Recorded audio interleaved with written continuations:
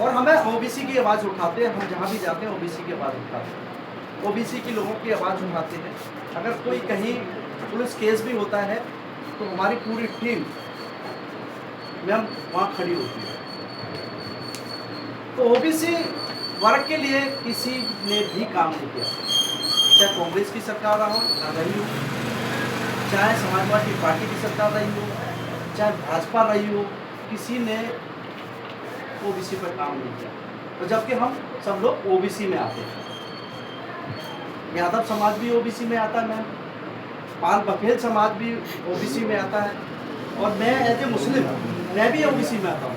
सिर्फ दो ही कास्ट पठान और सैयद, वो ही नहीं आती ओबीसी में। बाद बाकी हमारे जितने भी जो लोग हैं, हमारे मुस्लिम लोग हैं, वो कामगार में आते हैं।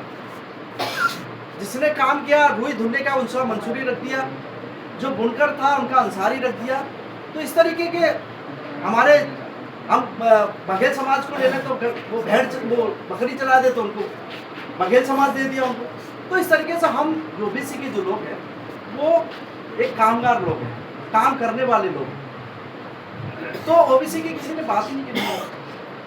आज हमारा ओबीसी महासभा आवाज पूरी बुलंदियों के साथ है। वहाँ कांग्रेस के साथ भी आवाज पहुंची है, राहुल गांधी तक आवाज पहुंची है, चाहे मोदी जी कुछ भी करें उनके कानों में भी आवाज पहुंची है कि ओबीसी महासभा काम करके। तो बता देना चाहता हूं कि ओबीसी महासभा हमारी बहुत ऊंचे लेवल पे काम कर रही है, और अगर हमारी कुछ मांगे हैं ओबीसी की, अगर उससे जितनी संख्या हमारी उतनी हिस्सेदारी जो हमारा नारा है, अगर उतना नहीं मिलता तो हम आंदोलन पे आंदोलन कर रहे हैं और कर रहे हैं, खड़े नहीं हुए। अभी भी हम भोपाल में हम 15-20 लोग गए थे मैम। अभी भोपाल में आंदोलन था 13% होल्ड का ओबीसी का, उस पर पिछले साल भी हमें धरना प्रदर्शन दिया और अभी भी किया।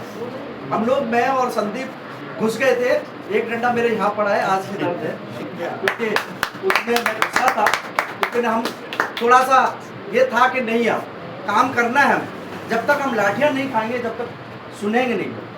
वाटर कैनन की बारिश हुई और डॉक्टर साहब हमारे थोड़े से नहीं असमर्थ हैं, इसलिए डॉक्टर साहब को पीछे डॉक्टर साहब के पास ही खड़ा था। मैंने कहा आप डॉक्टर साहब रहिए, मैं जाता हूँ। हम और संदीप दोनों गए, हमने वाटर कैनन भी सहा और लाठी भी खाई। यहाँ पड़ी, अपनी कसम यहाँ लाठी पड़ी मेरे, आज भी दर्द। तो ओबीसी के लोगों को जागना पड़ेगा, ओबीसी की बात हकदारी से बात मांग करनी पड़ेगी। सरकार कोई भी हो। कल हमारे 2027 में हमारा ये दिली तमन्ना है कि पूरा संगठन मिलकर, पूरा विपक्ष मिलकर, चाहे कोई भी कितनी सीट मांग रहा है, चाहे बहनजीब सीट मांगे, वहाँ एक बैठ के, एक टेबल पे बैठ के वहाँ पे मन बनाना पड़ेगा कि बहन जी कितनी सीट मांगनी है तो कितने पे बनाना है उनको, तो वो भी काम करने पड़ेगा। अगर आज़ाद पार्टी से, भीम आर्मी से हमारे आज़ाद भाई, वो चंद्रशेखर आज़ाद भाई अगर सीट मांगते, उनको भी सीटों दे के उनको ये कहना पड़ेगा कि भाई अभी इतने ले लो, आगे करेंगे फिर। तो ये काम हमें मैम करना पड़ेगा। ये किस लिए कह रहा हूँ आपसे, क्यों आप समाजवादी हो, आप समाजवादी पार्टी से जुड़ी हो। क्योंकि आज के डेट में हमारे अखिलेश यादव जी राष्ट्रीय अध्यक्ष हैं, वो कल को ये ना कहे कि नहीं मैं इतनी सीट नहीं दे सकता। आज सरकार को, सिर्फ केंद्र सरकार को हटाने का मुद्दा है, योगी सरकार हटाने का मुद्दा है, इसलिए हमें ओबीसी के लोगों को ये काम करना है।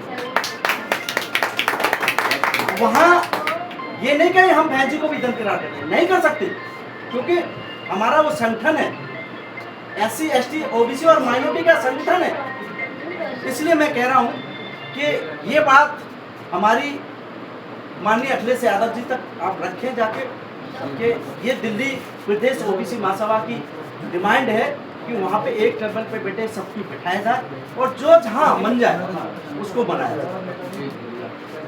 तो ओबीसी के लोगों की, हम ओबीसी लोगों की ही बात करेंगे, क्योंकि ऐसी समाज हमारे जो है वैसी समाज बहुत जाते हैं, ओबीसी के लोग नहीं जाते।